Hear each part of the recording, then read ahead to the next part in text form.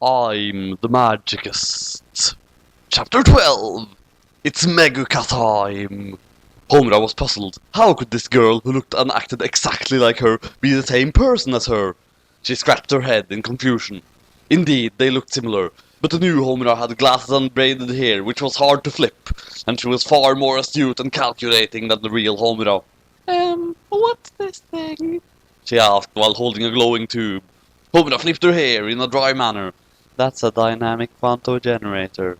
Wait, if that's over there, then what did you put in? Suddenly, the machine's control panel started shaking and oozing Heinz ketchup. Homura wasn't impressed. Glasses Homura coyly looked down at the floor in shame. Uh-oh, SpaghettiOs! The real Homura then realized the dual disc she wore on her wrist was much different to Junko Kaname's dual disc. It also had time-controlling powers.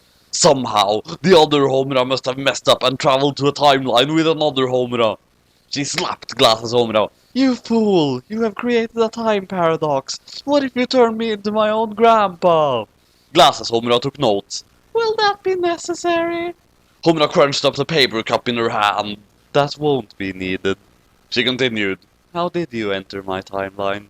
Glasses Homura had no idea. I have no idea, she said as she twirled the dual disc's hourglass about absent-mindedly.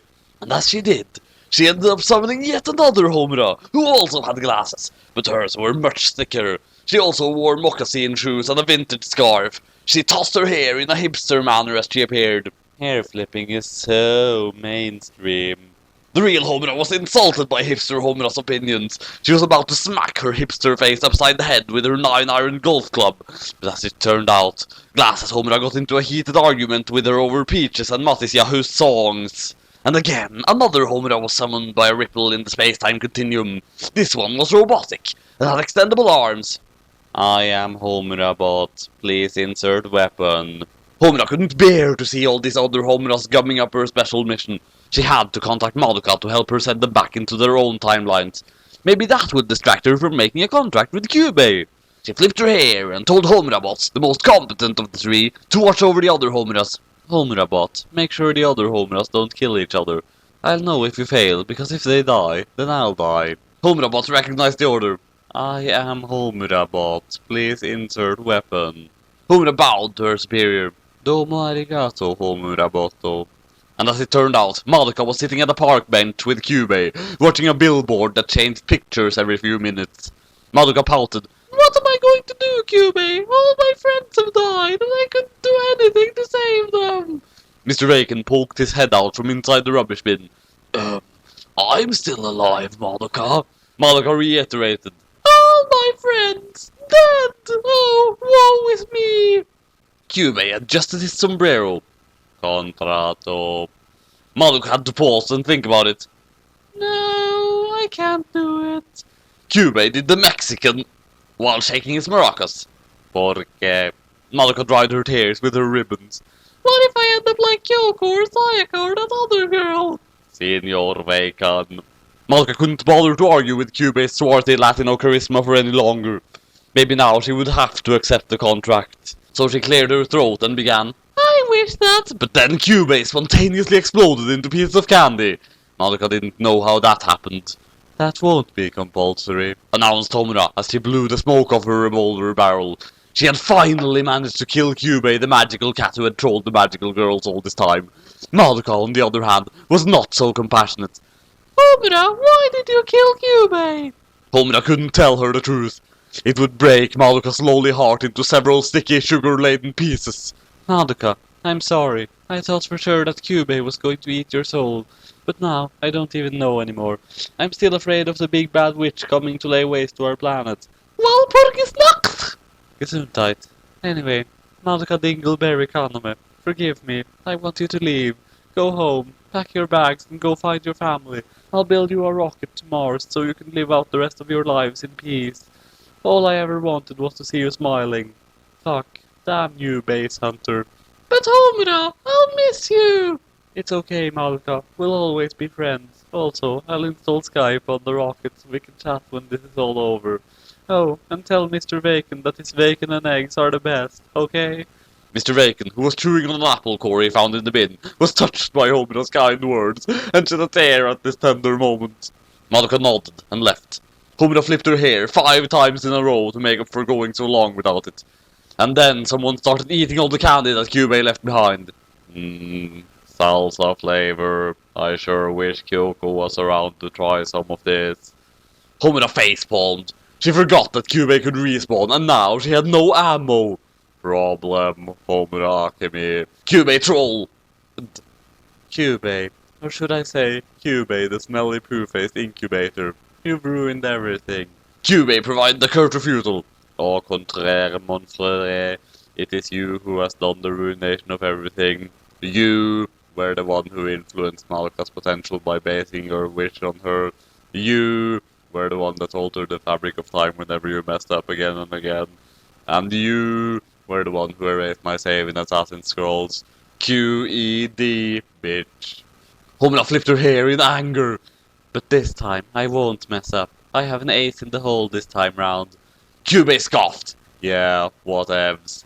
Last timeline, your ace in the hole was a trapdoor that didn't even work half the time. Homura brushed. She was embarrassed at Kyubey bringing that up. He couldn't even bear to look at him anymore. She marched off, doing the Japanese march of the Japanese men. Kyubey was proud of having won yet another heated debate. Now the score was 105-3. He felt lucky, so he scampered to Madoka's house as fast as he could. He saw Madoka through the window, packing her suitcases with chocolate wafers and dolls that squeaked when you held them, and he couldn't possibly forget the golden snitch she caught in her very first game of Quidditch. And as she was about to pick up her Kyubey plushie, she strangled it out of rage. However, the plushie did not mind at all. The non-plush Kyubey leaned on the window too hard, and ended up crashing through, falling on Madoka's bed. He took Madoka's favorite fake mustache out of her drawer, and decided to tell Madoka the truth. Madoka Dingleberry Kaname, do you know why I wanted you to make a contract with me? Madoka pouted. So I could be useful at something for once? No, silly, because magical girls have the power to keep the sun burning. It's all in the contract terms and conditions. Madoka tilted her head in confusion. The massive wall of text? When Mr. Bacon made a contract? Madoka tilted her head the other way. Forget it. You see, 90% of the time, the sun has a 100% chance of exploding into a red giant every few centuries, consuming the earth in a fiery inferno. So long as magical girls make contracts, the sun stays how it is. Madoka couldn't even bear to put on her nerd glasses. That doesn't make any sense! Kyubey shot some rays of light out of his air halos. It's magic. I ain't gotta explain shit. Anyway, a lot of girls in history have made contracts with me and my kid. There's Amelia Earhart, Marilyn Monroe, Marie Curie, Anna Kourna, Kovalovova, Anna some Russian thing, the Powerpuff Girls, Meg Griffin, oh, and Britney Spears. Suddenly Kyubey made Britney Spears music start playing for effect. Madoka listened to the music. No! Make it stop! This is terrible! Kyubey didn't stop. You must learn, Madoka. I am teaching you. I will make you see that you must make a contract with me. And so Kyubey kept playing the music. Homura returned to the stadium to see that the other Homuras were making much improved progress on her machine. Homura-bot had placated the other two Homuras with gifts. Glasses Homura was enjoying her Twinkie and squeaky toy hammer, and Hipster Homura was busy with her mung bean salad and Modest Mouse vinyl records. She also used her robotic powers to fix the damage to the machine and put it together. Thank you, Homura-bot. Homura flipped her hair. Homura-bot accepted the praise. I am Homura-bot. Please insert weapon. Homura complied by handing a carrot to the robot. Hipster Homura finished her mung bean salad. She tossed her hair. Hey Homura, and Homura, and Homura-bot. Where's the witch? Glasses Homura whacked herself on the head with her toy hammer. Walpurgisnacht! Homura flipped her own hair. Gesundheit. She turned to Hipster Homura. Yes, she is coming, just like last time. But this time will be different. This time, I will defeat Brazil Nut. And as the witch's name was finally mentioned, the sunny sky grew dark, as though it went from 7 AM to 6 PM. The wind started blowing with force, but Homura wasn't worried. She had her ace in the hole. A long, spooky laugh began to echo in the stadium. Homura's blood charged with tension. LOL! Homura-bot swung her carrot like a tiny anchor as the witch's laugh began again. LOL! Hipster Homura smoked her corncob pipe, while Glasses Homura tied her shoelaces together by accident. LOL! Homura flipped her hair and pulled a machine gun out of the secret compartment of her dual disc. Let's do this shit.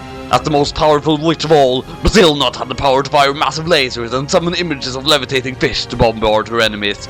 With a battle cry of Yippee-ki-yay, motherfucker. Homura opened fire on the witch, spraying her with bullets and tossing banana bombs and exploding sheep for good measure. Glasses Homura wanted to help too, but she tripped on her shoelaces and ended up spilling a drum of oil on the ground, which made things slippery for the Homura team.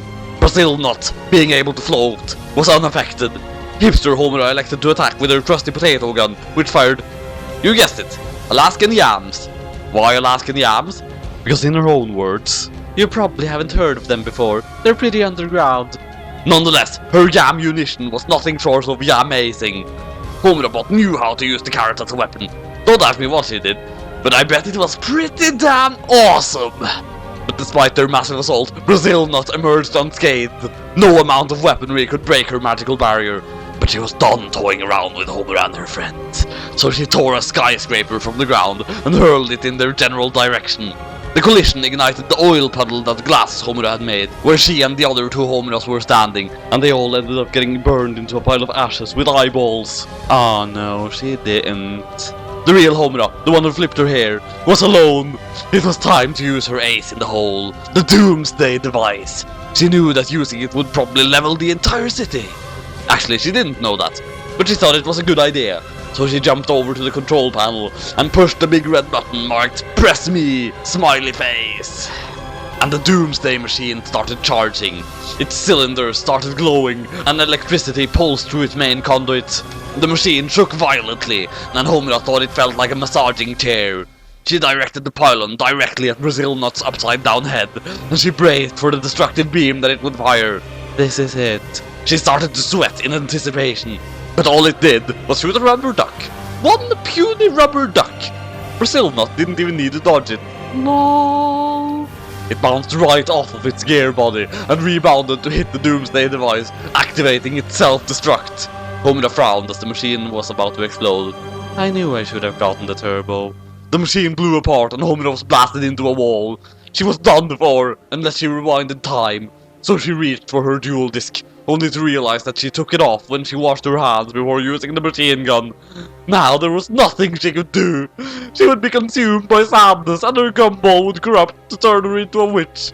Maybe then she could defeat Brazil Nut. But before she had time to do anything else, a high-pitched screeching of a flying saucer resounded in a flying saucer-like way. It was Madoka, who hijacked Hitomi's Dr. Wily UFO. She jumped out to protect Homura, with Kyubey at her shoulder, who was listening to music on his iPod. Homura, it's Meguka time!